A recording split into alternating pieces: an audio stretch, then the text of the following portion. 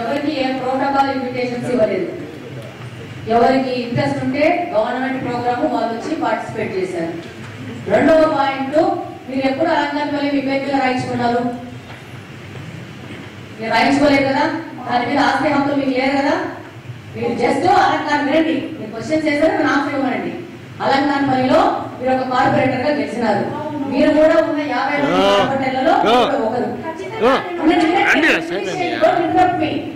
Finish చేసినాక మీరు మాట్లాడండి. సో మిగతా 47 మంది కార్పొరేటర్స్ కడప నియోజకవర్గంలో వచ్చిన కార్పొరేటర్స్ ఎవరికైనా ఫోన్లు వచ్చినాయా?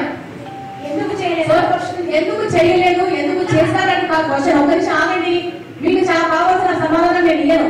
నేను ఏమి ఇవ్వాలనుకుంటున్నా అదే ఇస్తాను. అది వినే వరకు ఓపిక అనేది ఉండాలి మీకు. అర్థమైందా? ఎవరు రవిరెడ్డి, ఎవరు ఎక్స్ వై జెడ్, నన్ను క్వశ్చన్ వేయకండి. రవిరెడ్డి ఎవరో మీరు వెళ్ళి మీ కార్పొరేటర్ ఏ కార్పొరేషన్ లో మీరు గెలిచారో ఆ కార్పొరేషన్ రవిరెడ్డి ఎవరో మీరు కనుక్కోండి. అర్థమైందా? రెండో పాయింట్ వినండి. నేను I repeatedly asking you to listen. అర్థమైందా? ఏ ఒక్క 47 మంది కార్పొరేటర్స్ కి ఇన్విటేషన్ లేదు. అందులో మీరు కూడా ఒకరు మాత్రమే. ఫస్ట్ థింగ్ అర్థమైందా? గవర్నమెంట్ ప్రోగ్రామ్ ప్రకారము ఎమ్మెల్యేలకు ఆదేశం వచ్చింది. ఎమ్మెల్యేలు వెళ్ళి ఇన్వాల్వ్ అయిపోయి 3 కార్పొరేషన్స్ డిసైడ్ చేసుకోవడం జరిగింది.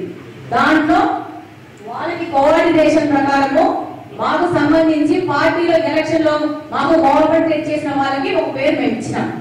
దాని ప్రకారం వాళ్ళతో ఇంటరాక్ట్ అయిపోయి దాన్ని అరేంజ్మెంట్ చేశారు. అంతే, దానికి ఆన్సర్ అంతే.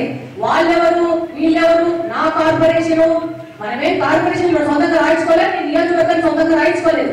మీరు కార్పొరేషన్ లో కార్పొరేటర్, మీకు ఇంట్రెస్ట్ ఉంటే గవర్నమెంట్ ప్రొసీజర్ లో మీరు పాల్గొనాలనుకుంటే ఇంట్రెస్ట్ వచ్చి పాల్గొనండి. నా ఇంట్లో పెళ్లి కాదు, మీ ఇంట్లో పెళ్లి కాదు మీకు ఇన్విటేషన్ ఇవ్వడానికి. మీరు ఈ విధంగా క్వశ్చన్స్ పబ్లిక్ మీటింగ్ లో ఇవ్వండి. అవరైతే నాతో పక్షుల గురించి మాట్లాడండి, మీకు సమాధానం ఇస్తారు. ఓకేనా?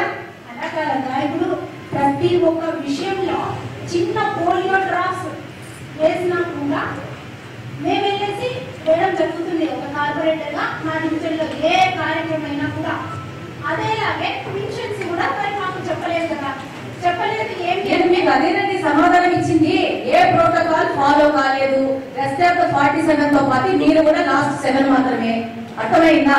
సో కాబట్టి మీకు ఏ విధమైన ప్రభుత్వ కార్యక్రమాల్లో పాల్గొనాలనుకుంటే మీరు వాలంటరీ వచ్చి పాల్గొనండి. దానికి మీకు కిరీటం పెట్టేసి డబ్బులు డబ్బాలు వాయించుకొని మిమ్మల్ని తీసుకొచ్చేది ఏమి ఉండదు. మీకు ఇంట్రెస్ట్ ఉంటే ప్రజల మీద మీరు వచ్చి పార్టిసిపేట్ చేస్తారు అంతే. రెస్ట్ ఆఫ్ ద పీపుల్ ఎవరికి ఇంట్రెస్ట్ ఉంటే వాళ్ళు పార్టిసిపేట్ చేస్తారు. అదొక డిసిషన్ తీసుకోవడం జరిగింది. ఆ డిసిషన్ ప్రకారం ముందుకు వెళ్ళినాము. అంతేనా? ఇంట్రెస్ట్ ఉండబట్టి అడుగుతారండి. మీరు ఎందుకు రాలేదు మరి? అది మీ తప్పు. మీకు ఇంట్రెస్ట్ ఉంటే మీరు వచ్చి పార్టిసిపేట్ చేయాలా. ఎమ్మెల్యే గారు వస్తున్నారని మీకు తెలుసు కదా?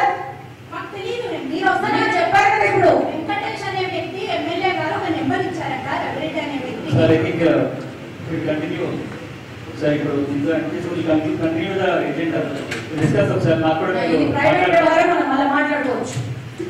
8వ అంశం సార్,